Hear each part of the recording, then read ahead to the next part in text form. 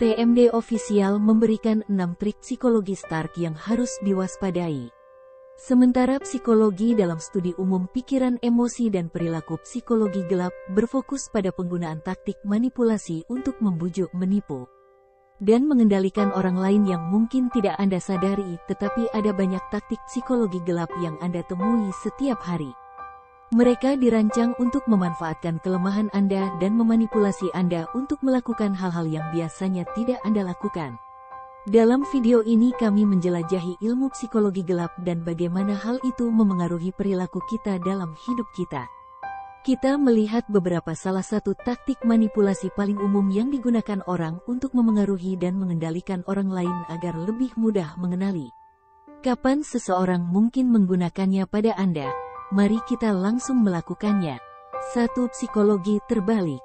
Psikologi terbalik dapat menjadi alat yang ampuh untuk membuat orang melakukan hal-hal yang mereka tidak ingin melakukan atau bahkan hal-hal yang mereka tahu seharusnya tidak mereka lakukan. Tidak selalu mudah untuk menemukan psikologi terbalik dalam tindakan. Ketika seseorang mengatakan sesuatu yang tampaknya bertentangan dengan niat mereka yang sebenarnya, orang tersebut bahkan mungkin mengatakannya dengan nada yang terlalu serius, seolah-olah untuk menyampaikan bahwa mereka tidak benar-benar mencoba membuat Anda melakukan apapun yang mereka ingin Anda lakukan. Tetapi paling sering ditemukan dalam pengasuhan anak, di mana orang tua menggunakan psikologi terbalik sebagai bagian dari prosedur disiplin mereka.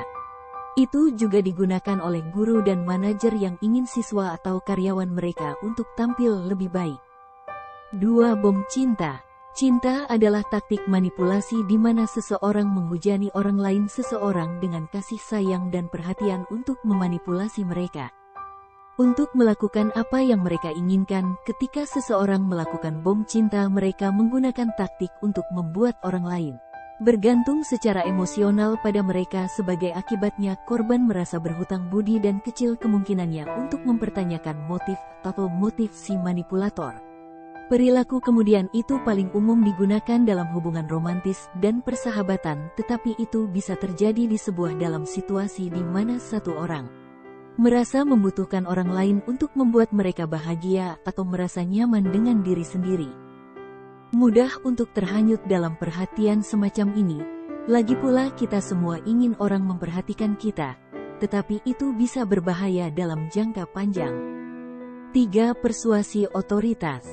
Melibatkan penggunaan argumen atau seruan yang meyakinkan untuk mengubah pendapat atau perilaku seseorang. Politisi cenderung menggunakan argumen persuasif untuk meyakinkan orang agar memilih mereka. Merek besar sering menggunakan dukungan selebriti sebagai bentuk persuasi. Juga dengan bermitra dengan selebriti terkenal, sebuah perusahaan dapat menciptakan rasa kepercayaan dan kredibilitas dalam produk mereka.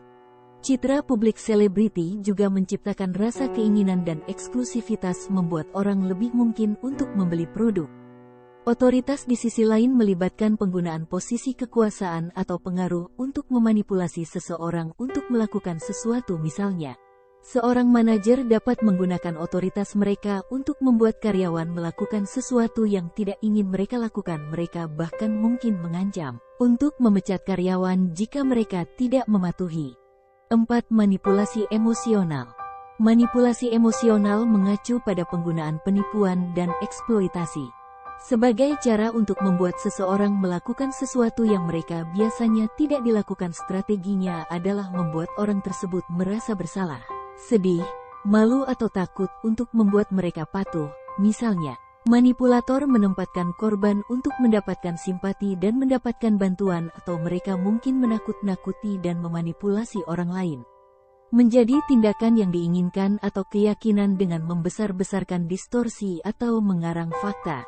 Mereka bahkan mungkin menggunakan pemerasan emosional. Bentuk lain dari manipulasi emosional adalah membuat seseorang merasa mereka berkewajiban untuk melakukan sesuatu. Tidak terlalu sulit untuk menjadi korban manipulasi jenis ini karena itu bisa halus, tetapi begitu Anda tahu tanda-tanda apa yang harus dicari, akan lebih mudah untuk menghindari jatuh.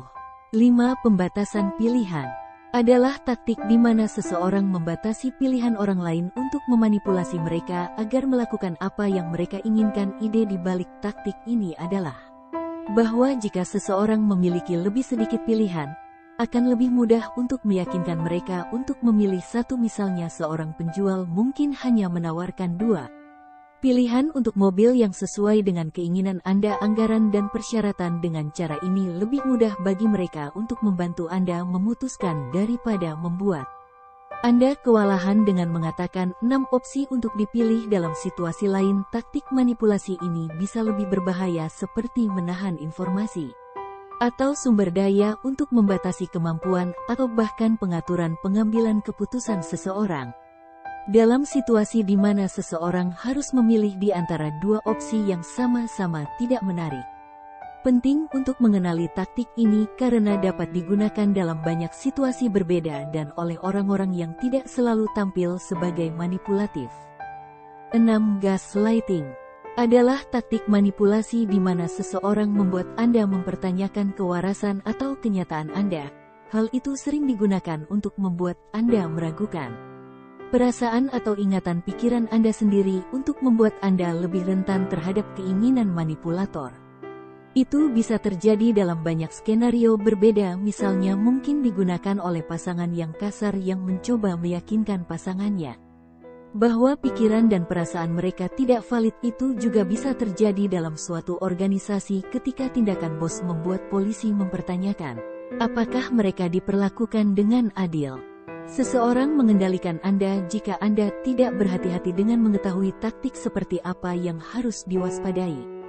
Dapat lebih memahami perasaan dan perilaku Anda sendiri dan membuat keputusan yang tepat untuk Anda. Dan meskipun penting untuk menyadari teknik ini, itu juga penting agar tidak terjebak dalam perangkap selalu berpikir bahwa seseorang mencoba memanipulasi Anda.